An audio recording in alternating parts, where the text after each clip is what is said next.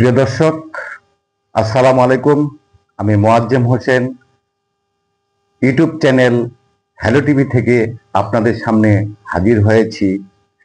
এখনো বাংলাদেশে তৌহিদি জনতা, ছাত্র জনতা যে আছে, এই সংগঠনগুলো এখনো বিভিন্ন সময়ে উৎপাত করছে, সেটা নিয়ে কিছু কথা বলবো।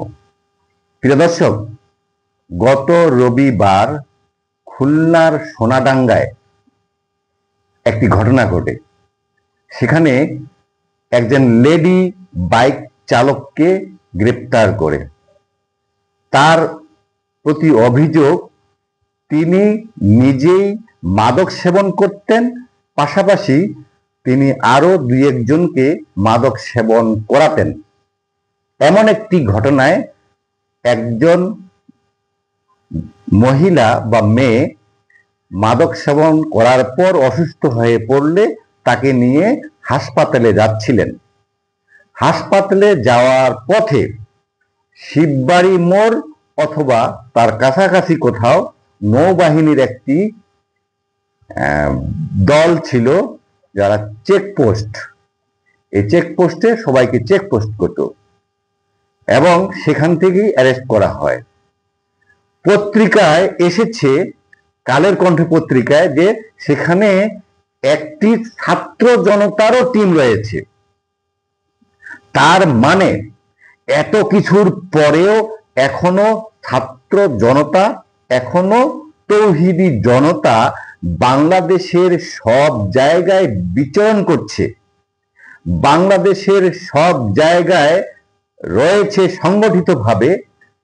এই পত্রিকাই আমাদেরকে প্রমাণ করিয়ে দিল।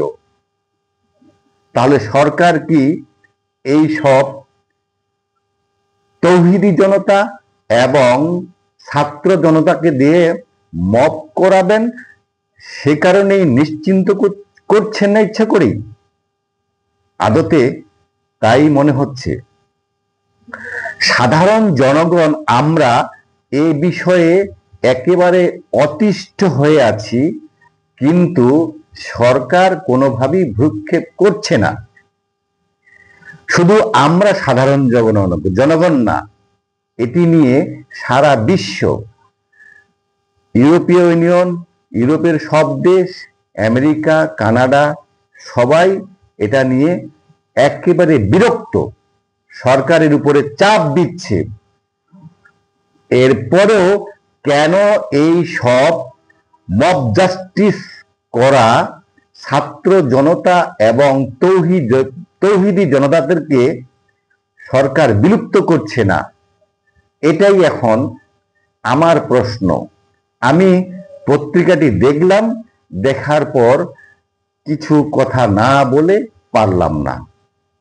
প্রিয় দর্শক, এই সব ছাত্র জনতা এবং তৌহিদি জনতা গত 5ই আগস্ট থেকে সারা বাংলাদেশে যে সব তাণ্ডব চালিয়েছে, যে সব ঘটনা ঘটিয়েছে, তা বিশ্বের কাছে আমরা এখন একটি সন্ত্রাসী রাষ্ট্র হতে চলছি। আমাদেরকে এখন সারা বিশ্ব আফগানিস্তান, পাকিস্তানের সাথে তুলনা করছে।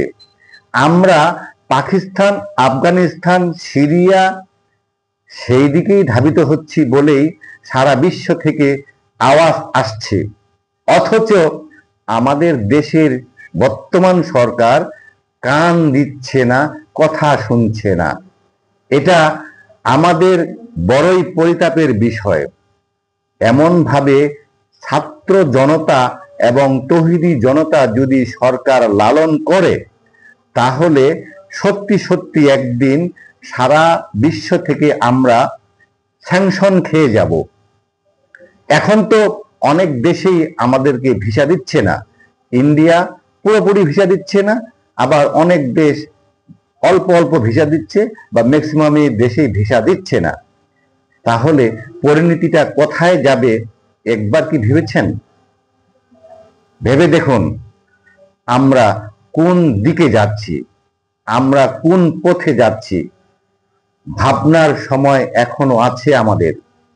আমরা এই সব ছাত্র জনতা এবং এই সব তৌহিদি জনতাকে অবশ্যই বিলুপ্ত করে একটি সুন্দর দেশ চাই। এটি সাধারণ জনগণের মনের কথা। প্রিয় দর্শক, আজকে এ পর্যন্তই। আমার কথাটি ভালো লাগলে আপনারা আমাকে সাবস্ক্রাইব করবেন। ভালো থাকবেন, সুস্থ থাকবেন। আসসালামু আলাইকুম।